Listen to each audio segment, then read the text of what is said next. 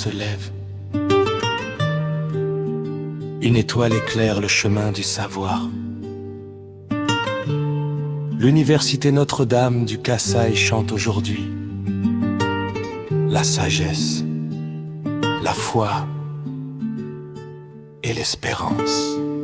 Bonjour et bienvenue pour cette nouvelle analyse approfondie qu'on va consacrer aujourd'hui à un document assez fascinant. Oui, je suis ravie d'être là pour décortiquer tout ça avec vous. C'est un sujet vraiment riche. Notre mission pour cette plongée au cœur de nos sources, c'est de prendre un document unique. Un document qui tient sur une seule page d'ailleurs. Ouais, une seule page. Et on va observer comment une apparente formalité administrative révèle en réalité des rouages extrêmement complexes. Des rouages qui lient carrément la gouvernance religieuse, l'exigence académique et l'avenir économique de toute une région. Tout à fait. Et pour ceux qui nous écoutent, nos sources se concentrent sur un communiqué officiel daté du 8 mai 2026. C'est précis. Très précis. Il porte la référence Protocole 09. Alors je lis les lettres, FNT-ARC-KGA, et ça émane de l'archidiocèse de Kananga. Qui est situé dans la province du Kasaï central en République démocratique du Congo. Exactement. Et ce qui me frappe d'emblée, c'est la structure même de cette annonce. Oui, parce que ce document ne se contente pas d'informer. Il agit vraiment. C'est un texte qui légitime une transition de pouvoir en utilisant un vocabulaire très particulier. Un vocabulaire qui navigue un peu entre deux eaux, non ? C'est le mot. Ça navigue constamment entre le spirituel et le temporel, entre la foi et l'administration civile. Et dès l'entête, le décor est planté, avec une gravité absolue. On a le sceau officiel, les références de la chancellerie. Et bien sûr, la signature de Monseigneur Félicien Tamboué Kassemde. Oui, qui est l'archevêque métropolitain de Kananga et aussi l'administrateur apostolique de Kabinda. Mais là où la mécanique m'interpelle immédiatement, c'est sur la liste des destinataires. La fameuse mise en copie de toute la région dont on parlait au début. Voilà. On y lit, je cite, « Au révérend père, abbés, sœurs, frères et sœurs à la communauté de l'université Notre-Dame du Kasaï, couramment appelée Lucas. » Et ça ne s'arrête pas là. Non. Et enfin, à tout le peuple de Dieu de la province ecclésiastique de Kananga. C'est l'équivalent institutionnel de la fonction « répondre à tous » sur un mail, mais poussé à son paroxysme. Ah, c'est clair. C'est massif comme diffusion. Mais du coup, on peut se demander pourquoi une décision touchant à la direction d'une université nécessite de convoquer l'attention de toute une province ? C'est une super question. Est-ce que ce serait pas plus efficace de cibler uniquement le corps professoral et les étudiants ? Si on s'en tient à une vision purement managériale de l'éducation, oui, ce serait plus efficace. Ah, donc il y a autre chose. Complètement. Ici, le choix des destinataires est un acte de gouvernance qui est profondément stratégique. Lucas n'est pas structuré pour fonctionner comme un îlot isolé. Ce n'est pas juste une usine à diplôme, quoi. Exactement. Ce n'est pas détaché de son environnement. En adressant ce communiqué au peuple de Dieu, l'archevêque indique que l'institution appartient d'un point de vue moral et spirituel à toute la communauté. Je vais me faire l'avocat du diable une seconde. Allez-y. Est-ce que c'est pas simplement une formule de politesse institutionnelle ? Un peu comme un politique qui dirait « mes chers concitoyens », alors que le sujet concerne qu'une infime fraction des gens. Je comprends l'objection, mais la suite du texte prouve vraiment le contraire. Ah oui. Ouais. Le communiqué précise que cette décision de nomination émane des évêques de l'ACPK. L'Assemblée épiscopale provinciale de Kananga, c'est ça ? C'est ça. Et ça vient après ce qu'ils appellent un processus de, je cite, concertation et discernement. Discernement. C'est un mot fort, ça. Ce mot est crucial. Il explique exactement pourquoi la communauté entière est convoquée dans ce mémo. Faisons une pause là-dessus pour notre auditoire. Le discernement, dans un contexte laïque, ça signifie simplement faire preuve de bon sens, non ? Avoir le jugement clair ? C'est la définition classique, oui. Mais j'imagine que sous la plume d'une assemblée épiscopale, ce mot a un tout autre poids. Absolument. Le discernement religieux, c'est pas juste une simple analyse de CV, tu vois. C'est un processus décisionnel qui inclut bien sûr l'analyse rationnelle des compétences d'un candidat, mais ça prétend surtout rechercher une adéquation avec une volonté supérieure. Par la prière, j'imagine. Par la prière, oui, et par la consultation de la base. Donc, quand l'Assemblée des évêques annonce au peuple de Dieu qu'ils ont discerné, Ils disent quoi, en fait? ils disent en réalité, on a pris cette décision non pas de manière arbitraire ou pour des intérêts privés, mais en consultant les besoins profonds de notre communauté. Ah, d'accord. C'est un mécanisme de légitimation massif, en fait. C'est exactement ça. On s'assure que la décision est inattaquable. Parce qu'elle est présentée comme le fruit d'une sagesse collective et spirituelle. Et cette décision, d'ailleurs, c'est la grande nouvelle de ce feuillet, La nomination du nouveau recteur, oui. Chitumbu. Et je crois que c'est le bon moment pour dire qu'il faut vraiment féliciter nommément Monsieur l'abbé Eli Mulumba Chitumbu pour cette fonction. Oh oui, je me joins totalement à ces félicitations. Toutes nos félicitations à Monsieur l'abbé Eli Mulumba Chitumbu. C'est un prêtre de l'archidiocèse de Kananga qui prend la tête de Lucas. Et d'ailleurs, pour ceux qui nous écoutent, on vous invite à plusieurs reprises aujourd'hui, mais on vous invite vraiment à écouter le chant d'hommage qui a été fait en son honneur. Ah oui, ce fameux chant d'hommage. Il est magnifique et il faut vraiment l'écouter.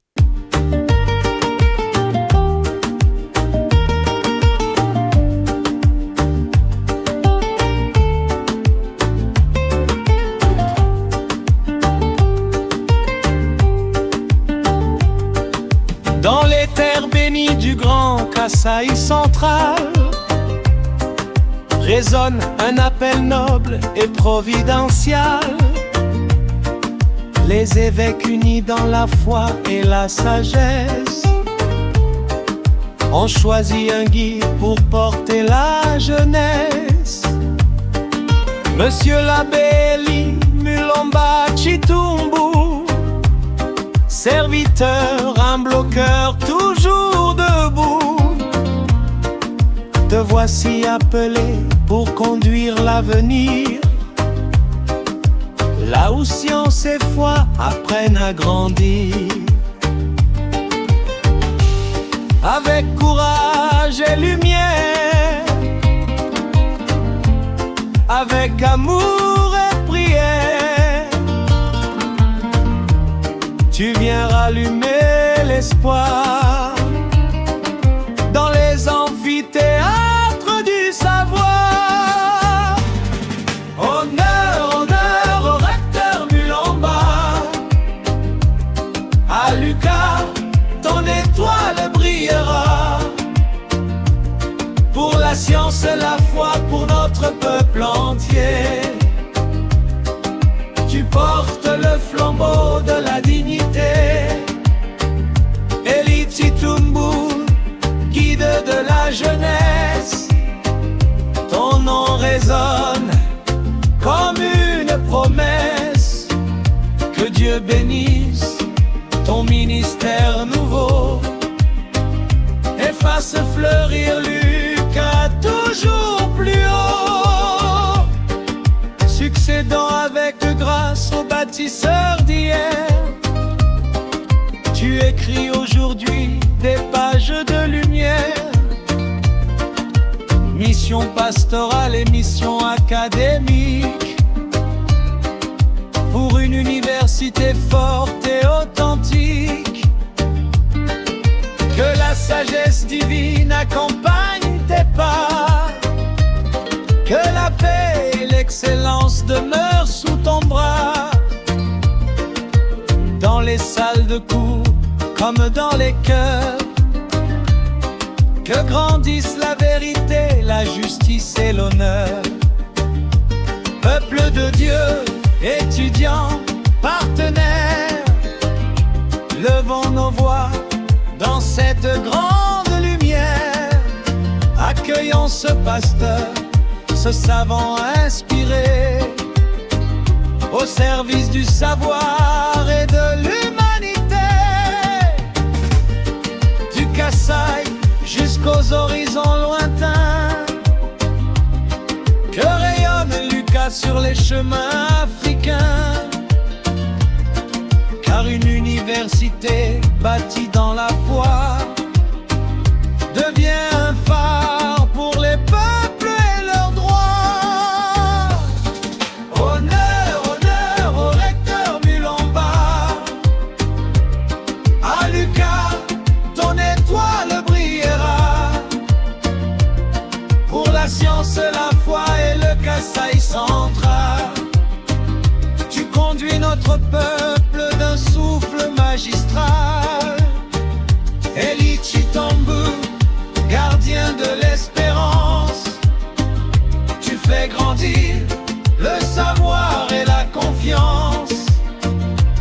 Dieu bénisse ton œuvre et tes combats.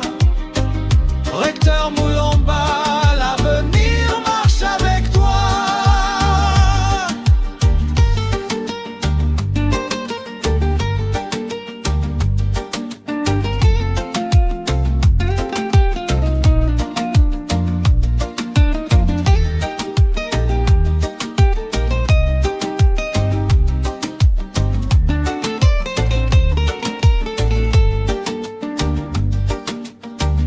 Depuis Kananga monte une prière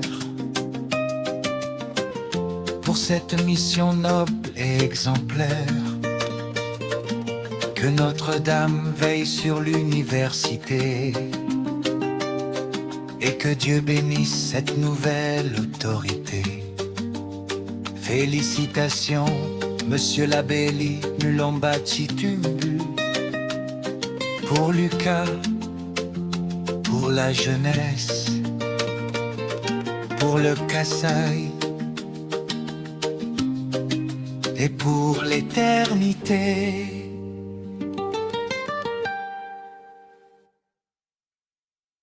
C'est une belle façon de célébrer cette nouvelle étape. Ouais, c'est un bel hommage. Et on voit dans le texte que les félicitations reviennent vraiment comme un leitmotiv.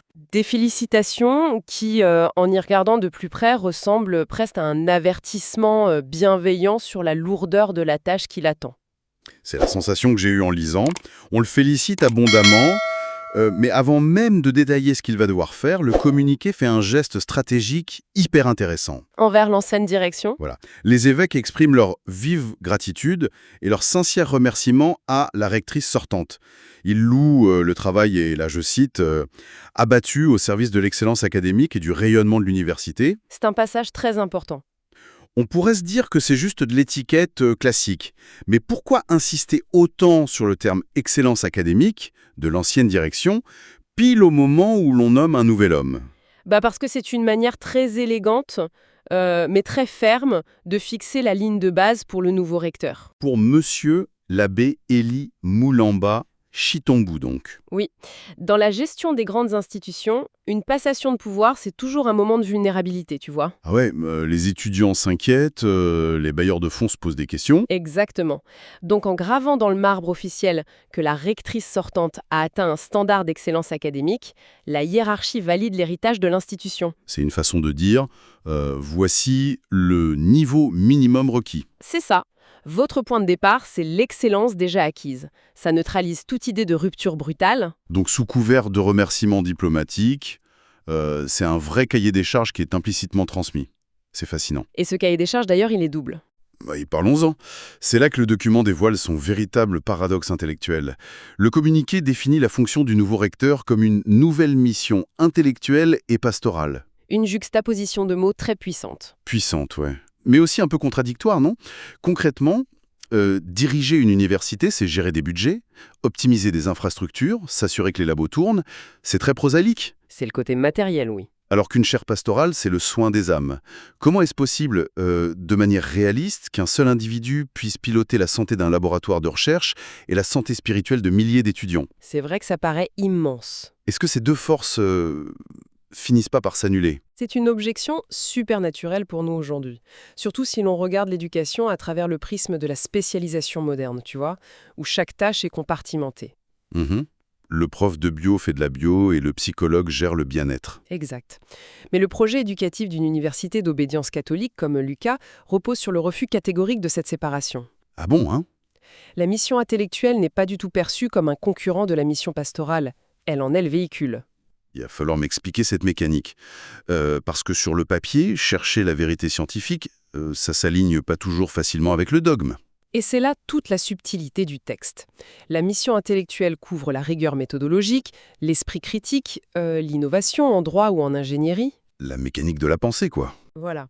Mais la hiérarchie qui nomme Monsieur l'abbé, Ly Mulomba Chitumbu, part du principe qu'un technicien brillant, sans boussole morale, c'est au mieux inutile et au pire dangereux pour la société. Ah, je vois. La mission pastorale agit donc comme le cadre éthique de cette mission intellectuelle.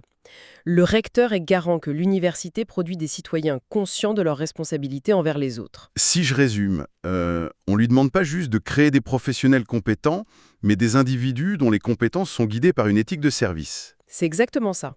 C'est une vision hyper lourde à porter pour un seul homme. On comprend mieux pourquoi il faut le soutenir et écouter ce fameux chant d'hommage qui lui donne de la force. Oui, on rappelle encore à ceux qui nous écoutent d'aller écouter le chant d'hommage fait en l'honneur de Monsieur l'abbé Élie Mulumba Chitumbu. C'est un vrai soutien moral. Document. Qui m'a sincèrement fait arrêter ma lecture. Le passage sur l'administration. Oui. On vient de parler de discernement divin, de mission pastorale, et là, d'un coup, le vocabulaire change radicalement. C'est un vrai virage dans le texte. Le communiqué précise, avec une froideur administrative très calculée, que cette désignation sera officiellement transmise selon les procédures en vigueur au ministère de l'Enseignement supérieur, universitaire, recherche scientifique et innovation pour les dispositions administratives du SAGE. Une phrase très chargée. Je dois avouer mon incompréhension ici. On est face à une institution de l'Église, les évêques se sont concertés, l'archevêque a signé, la nomination est un fait accompli sur le plan spirituel. Pourquoi l'Église ressent-elle le besoin formel de se soumettre publiquement aux procédures d'un vaste ministère d'État laïque? C'est pas une façon de diluer sa propre autorité? C'est peut-être la phrase la plus importante du document pour comprendre comment le pouvoir fonctionne concrètement dans cette région. Vraiment? Ouais. L'Église possède l'autorité morale et structurelle sur l'UKK, c'est indéniable. Mais elle opère dans la réalité matérielle de la République démocratique du Congo. D'accord. L'autorité spirituelle, ça paie pas les salaires sur le marché du travail laïque. Pour que l'effort éducatif ait une quelconque valeur pratique, il doit être convertible en monnaie civile. Convertir le spirituel en monnaie civile, c'est-à-dire l'accréditation des diplômes, c'est ça? Exactement. Si l'Église ne s'imbrique pas parfaitement dans les rouages du ministère de l'Enseignement supérieur, les diplômes de l'UQA perdent leur valeur légale. Un ingénieur hyperéthique pourra pas signer de contrat sans diplôme d'État, quoi. Voilà, en mentionnant ce ministère très spécifique, l'archidiocèse prouve qu'il n'est pas naïf. Il maîtrise les codes de la République. C'est un point aveugle qu'on oublie souvent. On a tendance à opposer l'État et la religion. Trop souvent, oui. Mais ce texte démontre un pragmatisme de survie. C'est un échange de bons procédés. L'Église fournit une infrastructure éducative de haute volée que l'État peine à maintenir partout, et l'État accorde le vernis de la légalité. C'est tout à fait ça. Et c'est pour ça que l'expression « disposition administrative d'usage » est brillante. Elle minimise un peu le truc, non? Oui, elle qualifie l'intervention de l'État de simple usage administratif tout en garantissant publiquement que l'université respecte la loi. C'est un acte d'équilibrisme diplomatique parfait. Le recteur rend compte à Dieu pour la substance et à l'État pour la forme. C'est joliment résumé. Et ça nous amène inévitablement à l'objectif ultime de cette immense manœuvre.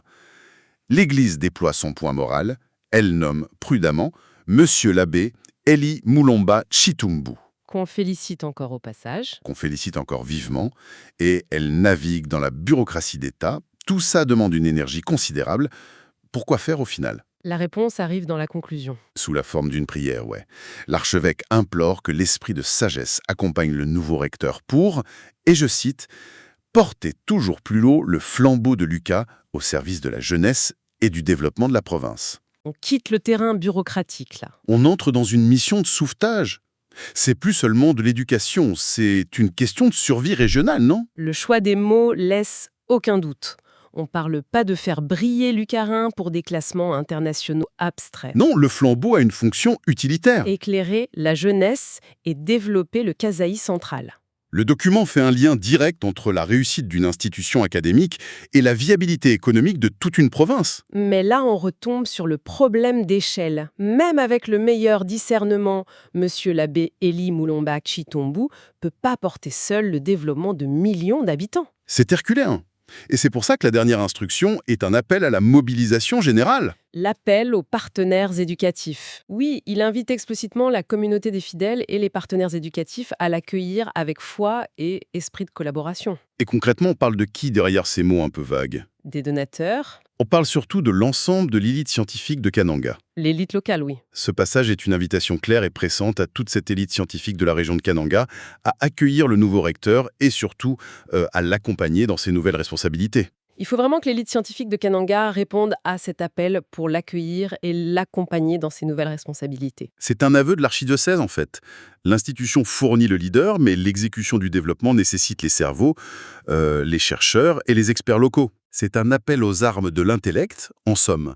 On demande à l'élite scientifique de pas juste regarder le train passer, mais d'aider à concevoir la locomotive. Tout à fait.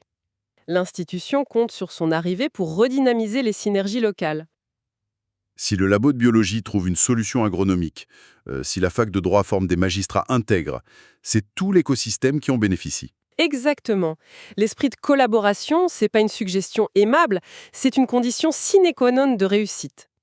Si l'élite locale soutient pas ce projet, l'objectif de développement restera un vœu pieux. Quelle exploration vertigineuse on vient de faire. C'est la beauté de l'analyse documentaire.